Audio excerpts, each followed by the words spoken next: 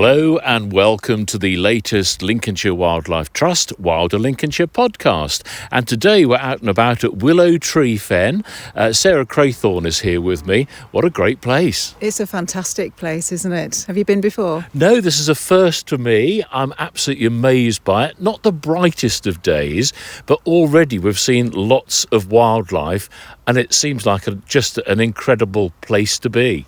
Yes, it's a lovely space just to stand and watch the wildlife, watch the world go by and just enjoy the whole atmosphere. You get a really great view out from this viewing point, a really good view all the way across the reserve, out across the fens. It's absolutely fantastic all year round. Yeah, great viewing point here, but it hasn't always been here, has it? No, that's right. Back in 2009 when we bought the site, it was just bean and wheat fields, arable, a very heavily drained landscape, and then gradually over the next few years we introduced water, so we get water from the counter drain, and we also we had a track that ran through the middle of the site, so that was our main access to get to the work buildings, and we put in visitor route all the way around, probably about 9 kilometres of path. So that was all working fabulously well. And then, of course, lockdown hit, which everybody stopped, and then cranes arrived. So at that point, we kept the reserve closed because it was the first time cranes had actually bred in the county for over 400 years. So we didn't want to waste that opportunity. So we've kept the reserve closed. We did try and reopen it a little bit when things reopened, but we really just don't want to disturb the cranes. They like a lot of space. Don't really like people encroaching in their territory.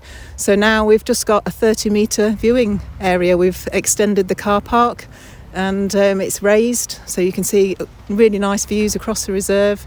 You can see the cranes, you can see all the other wildlife in just doing its thing without being disturbed. There's no people to walk past and make it hide and run away. So we've actually got much higher records of all the wildlife just from this one single point, and the wildlife just comes to you.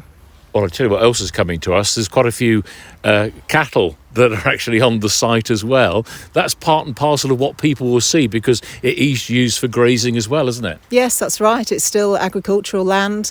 So during the summer when the cranes are breeding and rearing their chicks, we don't graze and we don't cut for hay. But once they've finished, depending on water levels, of course, we can cut some of the drier areas for hay, and then one of the local farmers brings on his cattle to just graze the aftermath and get the vegetation down again, and then that will go off. Once it gets a bit too wet over the winter, then the cattle will go off again, ready for spring. Yeah, looking across at the reed beds and things we've got here, and I did actually say to somebody, I can see a little area of water, but I understand that on a normal year there would be quite a lot of water here. This is just because it's been a dry year this year.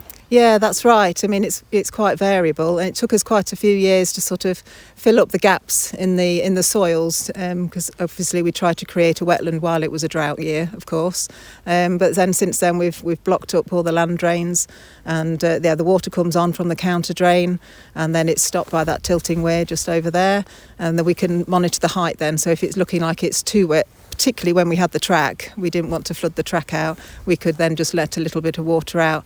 But now we haven't got a track to worry about at all. And the water flows nicely from one side to the other. So the field on your right there is also getting wet now, which it wasn't quite so much a few years ago.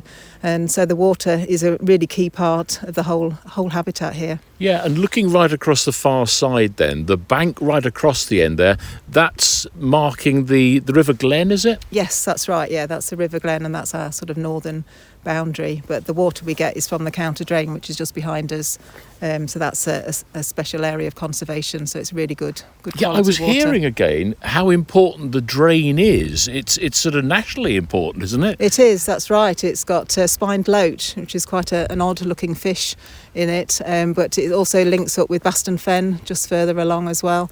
And there's Bourne North Fen. So we've got a few reserves just in this area that are all linked by the same water body. And if we're wanting to put additional water onto the fen here, that comes from the drain as well, does it? Yeah, that's right. We have a close relationship with the local drainage board, and it's when the water gets to a certain height. We have a letterbox sluice at one end of the reserve, and then the water, we can open that up.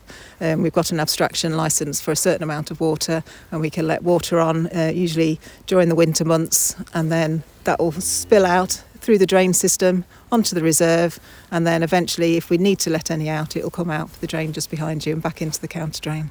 We've got an audience of cattle building up as we're standing here. Let's talk a bit about the arrival of the cranes and what it's done for the site, because that's what people will know the site for, but there's much more to it than that. Yeah, that's right. I mean, we were always told that this site was going to be too small for cranes, so they obviously haven't read the textbooks. And so, we were amazed when the cranes did arrive. So we set up, the warden here, John, he set up the Crane Watch volunteers. So we kind of closed the whole site off. We had quite a sort of a ramshackle fencing just to try and keep people out, because obviously they were still keen to come and have a walk round, especially once the lockdown restrictions eased. So we had to work quite hard to keep people out and explain what was going on. And the vast majority of people were really on our side, and it was really special. I mean, as you know, cranes are pretty massive, but they could still be quite difficult to see. But having this raised car park area meant that the cranes eventually got used to where people would go and the maximum limits, so that even this year the cranes have actually got a little bit used to people, and they've walked in front of the car park. So you didn't need... right down here? Yes, that's right. So just where the cows are now. So you didn't even need binoculars, and you could see them, you could see the young, and they just got to know where people went. But as soon as if we came down to this spot here, they would not be happy, and then they would wander off back into the reeds and the rushes to hide. So they are very, very particular about being disturbed. So they kind of will come to you on their terms, but if they don't like you, they will soon go away, and they make the bugling sound so that you know when they're not very happy. We've been standing here for a little while now. We've seen all sorts. Marsh harriers seem to be, everywhere at the minute. Yes, and we've had marsh harriers, we've had buzzards, kites, there's a grey heron just about to land over there, we've had a green woodpecker, there's been a stone chat in the reeds behind you, and that's just in a few minutes of just standing still and just seeing what's around. And obviously having good birders around, they'll see a little silhouette flying over your head and they'll be able to tell you exactly what it is. Yeah, they really can identify what's going over, and you can focus in on what's happening here. Seems to be active all the time. You mentioned the green woodpecker. That went down. You could hardly see where it was. Very well camouflaged. It was the exact same shade of green as the grass. It was just the red at the back of its head that you could see before it flew off again and did its very distinctive yaffle kind of laughter call as it flew away. So although people can't actually walk around the site as such, the plus of that is the fact that the wildlife seems to be really enjoying it and thriving. Yes, that's right. The amount of wildlife records that we've had in the last few years is just phenomenal. And the regular bird watchers and the Crane Watch volunteers have learnt a lot whilst they've been here, and they learn from each other. They've got their own WhatsApp group where they share the records. Some of them got phenomenal cameras, so the amount of amazing photos we've had from this one spot is just remarkable. And I believe starling murmurations... Oh, hang on, that's a very noisy cow there. Starling murmurations, again, we're starting to see those again this year. Yes, that's right. So it's just this time of year, really, and we've just seen a few starlings. They're not quite murmurating just yet, but they were walking amongst the cows just while they walked past us. And hen harrier roosts as well, a bit later on into the winter as well. So great numbers. And also crane roosts. We don't just get our own pairs of cranes here. We'll get some from all over the place. So I think last year, well in the 20s, numbers of cranes coming into roost as well. So we're here late afternoon. We're going to carry on into the sort of dusk, late afternoon, early evening, and who knows what we're going to see, because it will be roost time. It will indeed. So yes, anything could come in. So I'm looking forward to seeing what we see. And as well as the very vocal cattle, we've got several birders with us today. Hopefully we'll get a bit more from them and less from the cattle as the roost begins. Getting towards dusk now, certainly the light fading, and I'm with Josh, former trainee and volunteer here at Willow Tree Fen. What's it like being back again? Oh, it's a great experience. I do really never get bored of coming here. Different every time, and it's such a spectacular sight. Some of the numbers of birds that we get here and the diversity, it keeps me coming back. Tell me how the volunteering started for you then. So when I was a trainee here, I used to spend pretty much every evening after work down here watching the roost, and that was along with a lot of the other volunteers who were part of the Crane Watch team at the time. Since leaving the trust, coming back here, it's solely been in a voluntary capacity. But it's just something that keeps me coming back. You're great at identifying everything from a distance. I've been so impressed this afternoon. We had a sparrowhawk go over, peregrine that went over as well. You've got your eye in, haven't you? Yeah, I like to think so. It's taken a while to get to that point, but it makes it quite fun when you can get on things and get them ID'd quickly. It certainly helps other people as well who might not have that experience. It gives them a good opportunity to learn the ID points of certain species and then just to appreciate watching them as well. What did you learn as a trainee here at Willow Tree Fen? So I was working under the reserve warden, so he was showing me the ropes of all of the sort of hands-on nature reserve management, all of the project work, stewardship reporting, and then that role also gave me the opportunity to do other things like the harrier roost survey over the winter. So I organised that across Lincolnshire, which gave us some great stats for wintering harriers across Lincolnshire. And that in itself, we're watching here this afternoon, we've had marsh harriers. Hen harriers could be a possibility as well. Yeah, normally get between 1 and 3 hen harriers winter at Willow Tree every year. A couple of winters ago, we got quite excited when they stayed a long time into the spring. But alas, nothing came of it. And the hen harrier, a little bit smaller than the marsh harrier? Yeah, a little bit smaller. The females are a bit more buzzard coloured compared to female marsh harriers. They lack the cream crown on the head, and they show a distinctive white rump at the base of the tail. When you're watching them coming into roost at this sort of time in the evening, quite often that's the first thing you pick out is that white rump. It stands out like a beacon in the dusky evenings. Now, we don't know whether we'll see any hen harriers today, but certainly marsh harriers, plenty of those already this afternoon. Yeah, so we've seen probably a good dozen birds, and we're only about 3:30, 4 o'clock in the evening. The site record at the moment stands at about 37, and we regularly get between 30, 35 wintering over the course of a winter. Goodness me. You just spotted a goosander coming in, and this is a good site for goosander. Yes, Willow Tree is quite unique amongst South Lincolnshire reserves. This site holds the county record for goosanders roosting on site. That was set last winter, and we had 144 birds. 144? Yes. My goodness. Yeah. So this really is an important site, isn't it? Yeah, it's nationally important now. What with the breeding cranes, the marsh harriers, the wintering assemblage of wildfowl. I mean, we get over 500 hooper swans in a winter, 30 plus cranes, in fact 40 plus cranes this past winter, thousands of widgeon, teal, shoveler, goosanders. It's a very notable site. And we were saying earlier, this is my first visit, I wouldn't look over here and say this is a wetland site because I can't see a great deal of water. Yeah, so this year's been uniquely poor for rain. It's been one of the driest years on record. Normally, this time of year, about 80% of what you can see would be underwater. Now, it's probably less than 5%, and that's just down to the poor weather we've had this year. Right, okay, but certainly this is a site that people like to come to. This viewing area here is ideal, isn't it? Yeah, absolutely. It's different to your conventional hide in that you're open air. The birds can see you, but the fact is that we don't leave this viewing area when we're here, so the birds, they become accustomed to it. And because you're not charging around after them and creating loads of noise all over the reserve, you get far better views. Yeah. And the lack of disturbance, which is aided by just viewing from here, means you get birds coming closer, you get more birds of different species. So it creates a hell of a spectacle to come down and watch in an evening. Yeah, just watching across the far side here now, just coming to the side here, there's a murmuration building, isn't there?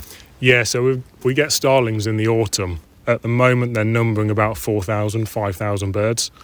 I think they sometimes peak at nearer 10,000. Willow Tree is quite a funny example of starling roosts because they come in the autumn, they start murmurating and roosting on site, and then as the harrier numbers build, they tend to move off quite quickly once the numbers build up. Okay, because the harriers will think it's a snack? Yes, the harriers will come in and hunt them at dusk. Really? Yeah. Okay, so with the starlings building here now then, that becomes an attraction for the harriers? Yes. Yeah, it draws in harriers. The barn owls will come and feed on them, short-eared owls, merlins, peregrines. It's a great spectacle for raptors here. Now, what we haven't touched on, with you certainly, is the fact that the cranes should be coming in to roost as well. Yeah, the stars of the show really, the cranes. Last winter was spectacular. We recorded the largest flock in modern Lincolnshire history. They numbered 42 coming into roost one evening. That's not been seen for probably a good 250, 300 years in Lincolnshire. At the moment, we've got about 30 birds using the site, and as it gets a bit darker this evening, we should see them come in, hopefully bugling and interacting. Oh my goodness! Could we hear the bugling? Yeah, that's often the first way you pick them up. Right. You'll hear them a long way out beyond the reserve, and then you'll see them come over the tree line and coming onto site. Okay, well, fingers crossed. Let's hope we have some sightings. I'm just looking across again, the spectacle of it as well. I can see the starlings in their murmuration over on the trees there, but are they marsh harriers flying amongst them as well? Yeah, so you've got marsh harriers and buzzards there hunting cooperatively, targeting the starling roost and not giving them any reprieve at all. Will they actually take them on the wing? If they get the opportunity, they will, but quite often they'll wait until they start going into the reeds and then they'll just pluck them off the top of the... Because the peregrine that we saw earlier, that would fly through a flock, wouldn't it? Yeah, your merlins and your peregrines, they'll take them on the wing, and we quite often see those hunting in amongst the marsh harriers as well. Right. Yeah. Now, the starlings themselves, just focusing on them, will they go in the trees or are they going to go into the reeds, do you think? So quite often here, they'll go into the trees first, get themselves sorted out, try and get a bit of a breather from the predators. Right. And then when they feel it's safe, they'll drop down into the reeds.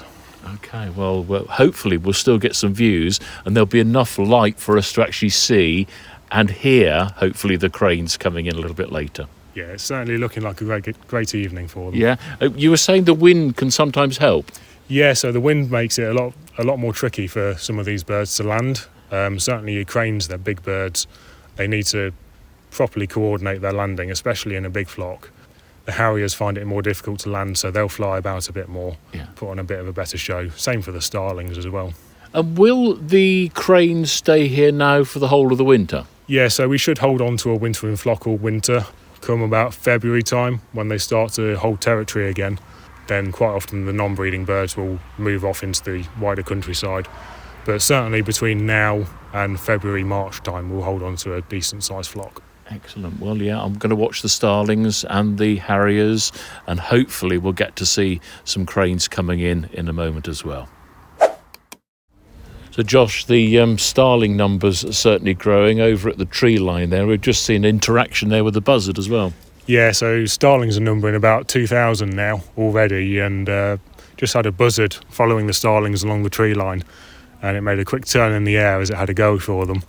Unsuccessful, but great to see. Yeah, and you caught a snipe as well. Yeah, get snipe, quite a few snipe on site.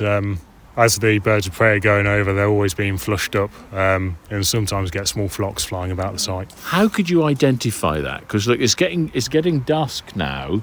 Was it the way it was flying? What are you looking for? Yeah, primarily the flight pattern. Very rapid flight on short triangularish wings, but also the bill stands out from a mile away. Okay. That very long, stout, straight bill. Yeah. Stands out, especially against the sky as well. And marsh harrier, I think I've counted 11 so far. What have we got up to? Yeah, Matt, just over to our right, has just got on up to 18. Oh, wow. And that includes a couple of really nice-looking adult males, really grey-winged, black wing-tipped birds. And again, we're not quite sure where the starling murmuration is going to go down. You mentioned that they possibly go into the trees and then go into the reeds. We'll keep an eye on that. And again, the marsh harriers, not sure where they're going to actually end up, are we? Yeah, they should all end up in the reed bed, but they'll probably roost quite separately from each other, the starlings and the harriers. No crane yet? No cranes yet, but I'm sure they might. Does it need to be a bit darker for the crane? A little bit, yeah. It tends to be a bit darker, but ideal conditions, there's no reason they shouldn't come in tonight. Okay, fingers crossed. Certainly a buzz around the place now, Josh. You've got the scope on them because the cranes are coming in, aren't they? Yeah, so we've just had a flock of 17 appear over the tree line, making a beeline for the site. They've been surprisingly unvocal recently, but hopefully once they get down on site, we should start to hear them interacting and getting ready for roosting tonight. Sort of an all or nothing, because just as somebody said, the cranes, we can just see them over there. An egret flew over. Yeah, egret through, little egret. The cranes appeared and just started calling. Oh, the starling's just gone up again underneath them.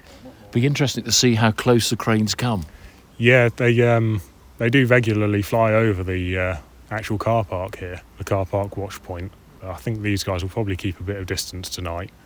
But yeah, 17 cranes flying over a flock of about 5,000 starlings at present. It doesn't get much better than this, does it? No, not in the UK.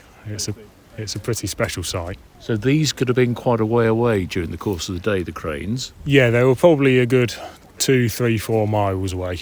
If they together? Would they have all kept together? Yeah, likely all feeding together. Probably when they're on the ground feeding, it'll be smaller, loose flocks, but they will be associating with each other. And then once one group goes to roost, very quickly the others will follow.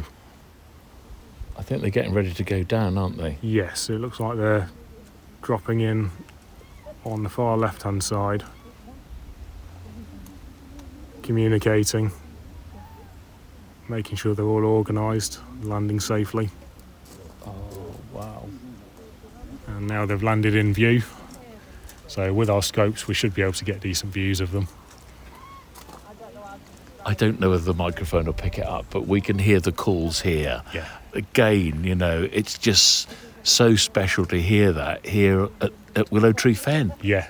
I mean, a random bit of South Lincolnshire, and we've got 18 cranes together now on the ground calling. All the other birds that we've got flying around as well. It's just an incredible spectacle. Yeah. Do you think any more will join them? Is that going to be it now for the cranes this evening? It could well be, but we have had up to 30 in the past couple of days, so there may well be more still on the fields yet to come in. We're still waiting on the first hooper swans of the evening as well, so we should get a few hooper swans joining them as well. Oh, we're not done yet? Not done yet, no. We go right through to the bitter end at Willow Tree. So Josh, we think we've seen the majority of the cranes coming in, and then all of a sudden another 2 appear. Yeah, so we had 22 come onto site, 4 just after the 18, and now another 2. And then a bit of willow tree magic, a bittern flies into the reed bed, interacts with the marsh harriers, and then goes down to roost. That is my second bittern of all time. Excellent. I'm glad we could get that sorted out for you. Sarah, it's incredible, isn't it? And as the light is fading here, it's a magical place. It really is, yes. I mean, the starlings are just amazing anyway, aren't they? But to see the cranes come in, that's the first time I've seen the cranes come in to roost as well. So, yeah, properly magical, really lovely. It surprised me how light they appeared, because I thought they were going to be black, to be honest with you, but that's just my ignorance of cranes. Well, actually, I thought they were quite dark, to be honest. Did you? Yeah, but maybe it's just the way they were silhouetted against the white of the sky. But just their size is just phenomenal, isn't it? You really get a proper sense of scale. Quite a dull night tonight, quite cloudy. This would be spectacular if it was a sunset, wouldn't it? It would. I have seen a few amazing photos of the Crane Watch volunteers that they've taken as sunset here, but yeah, and dawn as well sometimes. But yeah, big skies of the fens, you get truly magical sunsets and sunrises. And again, if people can't get here themselves, go onto the website, because there's plenty of photographs and videos on there as well. There is, yes. Quite regularly the volunteers send in their photographs as well, so they get onto Facebook as well, so you can see some really good wildlife shots. Getting darker by the minute, Josh. Yeah, coming to a close now, but can't complain with that. 24 cranes, a good 25 marsh harriers, and 5,000 starlings, plus a bittern. You really can't complain. Got the swans, the goosander as well. Yeah, cracking evening, and just goes to show how great Willow Tree is. Absolutely amazing, and it's just been a really, really special late afternoon and evening. Hopefully you've enjoyed our latest Wilder Lincolnshire podcast from the Lincolnshire Wildlife Trust.